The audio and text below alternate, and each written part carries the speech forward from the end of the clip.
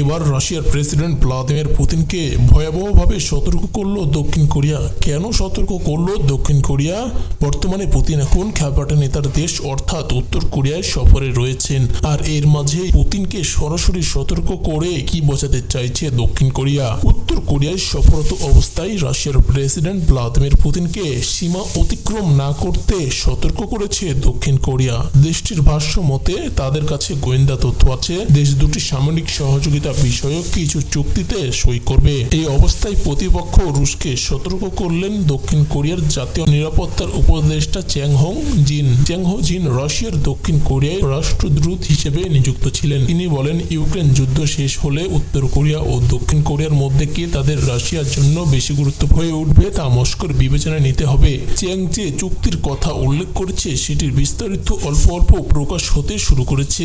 এ পর্যন্ত জানা গেছে তাতে মস্কো প্রকৃতপক্ষে সেই সীমা অতিক্রম করেছে কিনা তা এখনো দেখার বিষয়।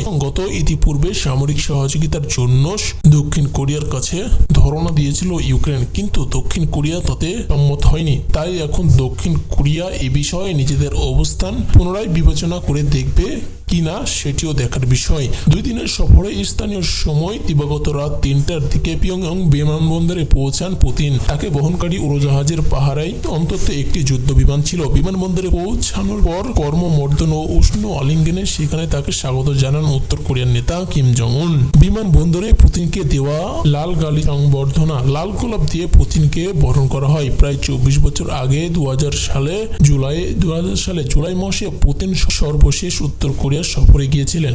এবার পুতিন এমন এক সময় উত্তর কোরিয়া সফরে এসেছেন যখন উভয় দেশ আন্তর্জাতিক অঙ্গন থেকে অনেকটাই বিচ্ছিন্ন হয়ে পড়েছে। মোকাবিলা করতে হচ্ছে নানা নিষেধাজ্ঞা। শত্রু দেশ যুক্তরাষ্ট্রকে বিরক্ত করতে রাশিয়া অনেক সময় উত্তর কোরিয়ার সঙ্গে নিজেদের উষ্ণ সম্পর্ককে ব্যবহার করে। যুক্তরাষ্ট্র উত্তর কোরিয়ার ওপর নানা ধরনের নিষেধাজ্ঞা আরোপ করে রেখেছে। এদিকে পিয়ংইয়ং এবং মস্কোর কাছ থেকে রাজনৈতিক সমর্থন পাওয়ার পাশাপাশি অর্থনৈতিক ও বাণিজ্যিক সহায়তার প্রতিশ্রুতি পেয়েছে। যুক্তরাষ্ট্র ও মিত্রদের আশঙ্কা, উত্তর কোরিয়ার ক্ষেপণাস্ত্র ও পারমাণবিক অস্ত্র প্রকল্পে রাশিয়া সহায়তা দেবে। এ বিষয়ে পিয়ংইয়ং এর উপর জাতিসংঘের নিরাপত্তা পরিষদের নিষেধাজ্ঞা রয়েছে। বিনিময়ে রাশিয়াকে ব্যালিস্টিক ক্ষেপণাস্ত্র ও কামানের গোলা দেবে উত্তর কোরিয়া, যা ইউক্রেন যুদ্ধে ব্যবহার করা হবে।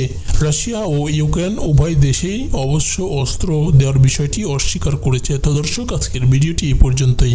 আজকের এই ভিডিও সম্পর্কে আপনাদের মূল্যবান মতামত অবশ্যই আমাদেরকে কমেন্ট বক্সে জানাতে পারেন। আর আপনি যদি দেশ বিদেশের এমনই সব খবর সবার আগে আপডেট পেতে চান তাহলে এখনই আমাদের ইউটিউব চ্যানেলটিকে সাবস্ক্রাইব করে দিন। ধন্যবাদ। আসসালামু আলাইকুম।